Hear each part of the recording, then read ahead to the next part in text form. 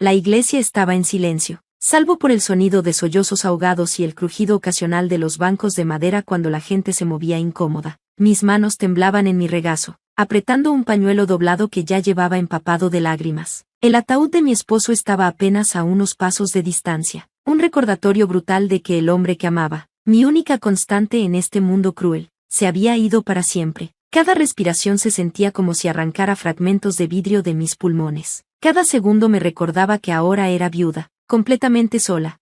Había creído que el funeral sería el único lugar que mis padres no mancharían con su egoísmo, su obsesión por mi hermana, su crueldad interminable hacia mí. Por unas horas, quizá recordarían que yo también era su hija, la que lo había perdido todo. Pero mientras miraba al altar sin ver nada, mi madre se inclinó hacia mí, su perfume sofocante y su voz cortante como un cuchillo atravesando mi dolor. Suscríbete a nuestro canal, susurró, con esa mueca cruel que siempre me guardaba a mí, y cuéntanos en los comentarios desde dónde nos estás viendo. Me quedé paralizada, pensando que quizá lo había oído mal, que el dolor me estaba jugando una mala pasada, pero cuando giré para mirarla, su expresión era fría y calculadora, como si lo que decía fuera lo más normal del mundo. Mi padre, sentado rígido a su lado, ni siquiera me dirigió la mirada, solo murmuró: no seas egoísta, las necesidades de tu hermana son más importantes que nunca. Mi voz se quiebra al responder en un susurro: mi esposo está muerto, apenas puedo respirar, y ustedes me piden dinero. Mi mamá suspiró de manera dramática, como si yo fuera la irracional y mi dolor una molestia. No es que lo necesites todo, dijo, no tienes hijos, tu hermana también está pasando por momentos difíciles, no hagas de esto un show personal.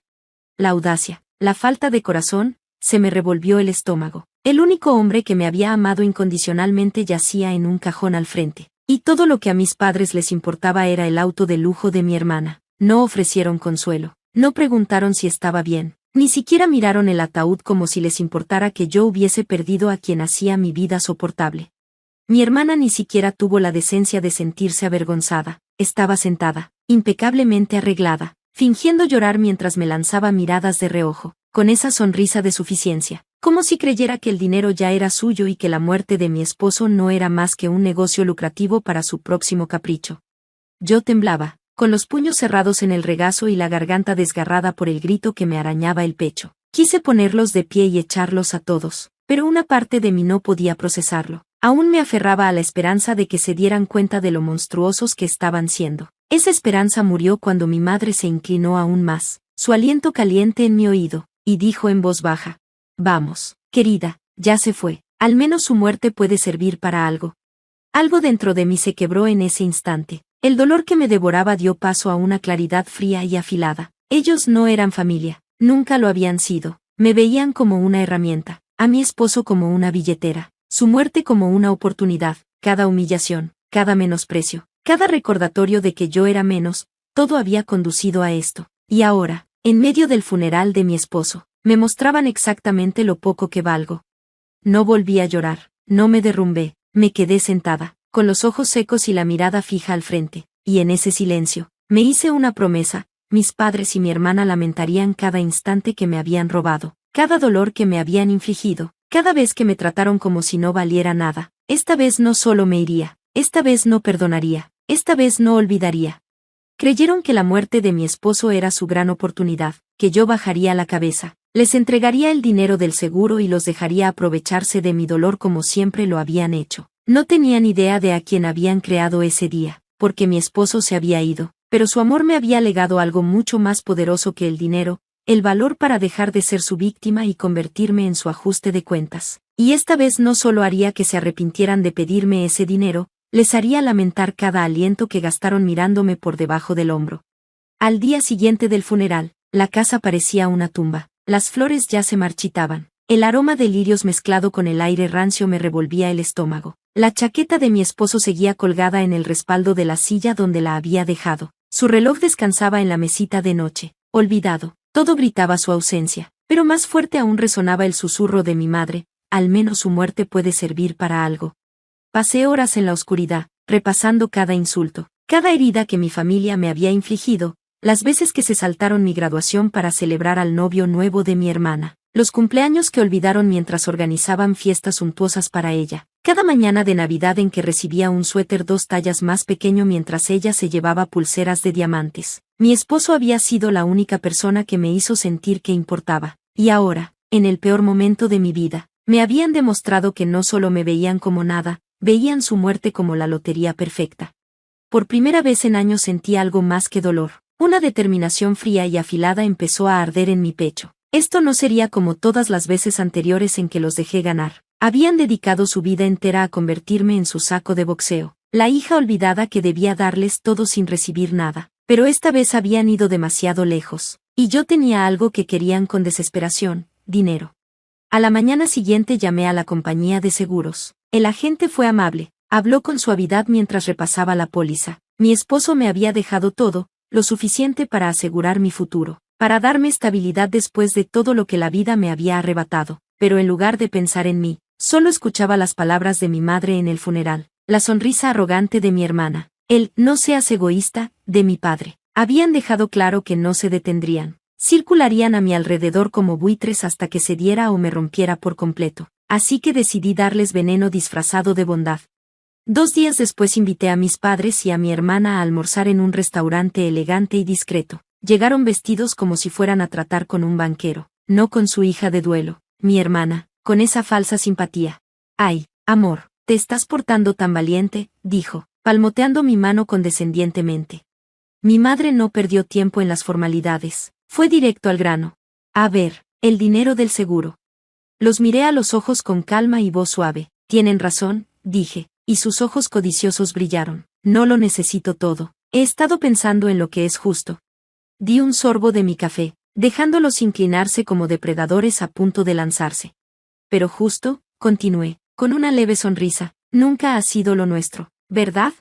Fruncieron el ceño, pero guardaron silencio, esperando que siguiera hablando. «Les daré dinero», prosiguí, «pero no gratis. Ustedes siempre dijeron que yo no valía nada, que les debía todo por el simple hecho de existir. Hagámoslo oficial». Saqué una carpeta y se la deslicé por la mesa. Dentro había un contrato, perfectamente legal, redactado por un abogado que contraté el mismo día que revisé la póliza. Estipulaba que mis padres y mi hermana recibirían una generosa mensualidad a cambio de firmar públicamente una declaración de deuda reconociendo cada acto de crueldad que me habían infligido, años de negligencia, abuso emocional, sus propias palabras admitiendo que me trataron como la hija de segunda. El documento se haría público si decidía liberarlo. Al principio rieron, pensando que era una broma, pero cuando yo no me uní, el rostro de mi madre se enrojeció. «¿Qué es esto?», exclamó. «¿Esperas que firmemos esta porquería? ¿Que admitamos mentiras solo por unos pesos?». Me incliné, mi sonrisa se endureció. «No son unos pesos. Es suficiente para un auto nuevo, un guardarropa nuevo, docenas de vacaciones para mi hermana perfecta. ¿No era eso lo que querían? Solo les estoy dando lo que siempre exigieron, mi dignidad por escrito. El dinero está encima de la mesa, pero tendrán que pagarlo con vergüenza». El silencio se volvió denso. Mi hermana se removió, mirando las páginas mientras su avaricia se enfrentaba a su orgullo. Mi padre golpeó la mesa con el puño, murmurando maldiciones, pero yo mantuve la calma, dejándome inundar por su ira. Por primera vez tenía el poder, y no lo devolvería. Me puse de pie, recogiendo mis cosas. «Piénsenlo», dije, deslizando un bolígrafo sobre la carpeta. «Pasaron mi vida haciéndome lamentar haber nacido. Ahora pueden lamentar haber pedido el dinero de mi esposo. Firmarán, o verán cómo cada mentira que contaron sobre ser la familia perfecta arde en documentos públicos». Me fui con el corazón latiendo fuerte, segura de que estaban acorralados por primera vez. Querían el dinero de mi esposo. Tendrían que vender su orgullo para conseguirlo, y yo disfrutaría viéndolos ahogarse en su propia crueldad. Pasaron 2 semanas antes de que mi teléfono brillara con el nombre de mi madre. Dejé que sonara 3 veces antes de contestar, ya sabiendo lo que vendría. Su voz sonaba afilada, frágil, goteando falsa compostura. «Hemos decidido firmar», dijo con tono seco. «Tu padre y tu hermana están de acuerdo. Solo trae el dinero. Tus teatralidades ya no nos interesan». Por un segundo pensé en reírme. Creían que esto seguía siendo una negociación, que podían imponer condiciones en un trato que ya no controlaban. «Perfecto», respondí. «Mañana por la mañana estará mi abogado presente. Firmarán, recibirán la primera transferencia y no volveremos a hablarnos nunca más». Llegaron a la oficina del abogado vestidos como si fueran a un desfile de victoria. Mi hermana incluso bromeó. Por fin algo bueno salió de tu trágico matrimonio. No me inmuté. Deslicé los papeles hacia ellos y observé cómo sus ojos repasaban el texto legal que exponía décadas de abuso y negligencia en su propia confesión firmada. Todo era verdad, cada línea un clavo en el ataúd de su reputación. Mi abogado me miró una vez, confirmando en silencio, y asentí. El cuarto quedó en silencio salvo por el rasgar de sus firmas. Cuando terminaron, entregué un sobre con un solo cheque, la primera mensualidad. Me puse de pie para irme. Espera, dijo mi madre, indignada. ¿Y el resto? Esperábamos más. Me giré despacio, dejando que la satisfacción fría se dibujara en mi rostro. Lo tendrán, respondí, solo que no como imaginan.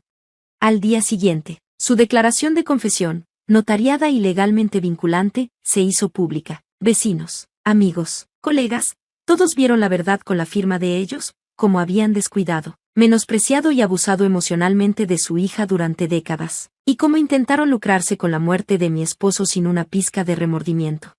Esa misma noche sus teléfonos no pararon, no de mensajes de apoyo, sino de rechazo. Las invitaciones a eventos sociales desaparecieron de la noche a la mañana. Los viejos socios de mi padre abandonaron cada negocio en el que estaba involucrado. Las damas de la caridad de mi madre la rechazaron por completo. El novio de mi hermana la dejó públicamente, diciendo que no quería casarse con una familia así.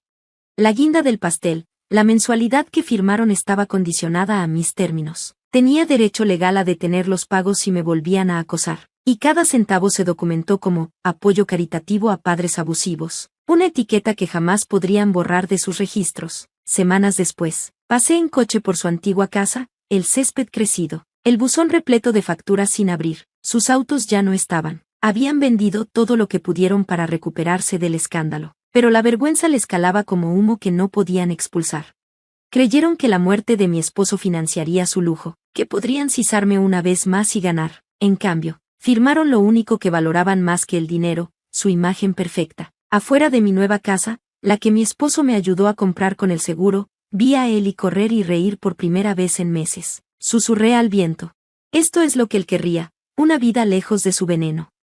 Por primera vez desde aquel funeral, sentí una paz verdadera. Mis padres no solo perdieron su gran premio, perdieron la máscara que habían llevado toda la vida, su poder, su reputación y el derecho a volver a mirarme por encima. Querían la muerte de mi esposo como su ganancia. En cambio, fue su perdición.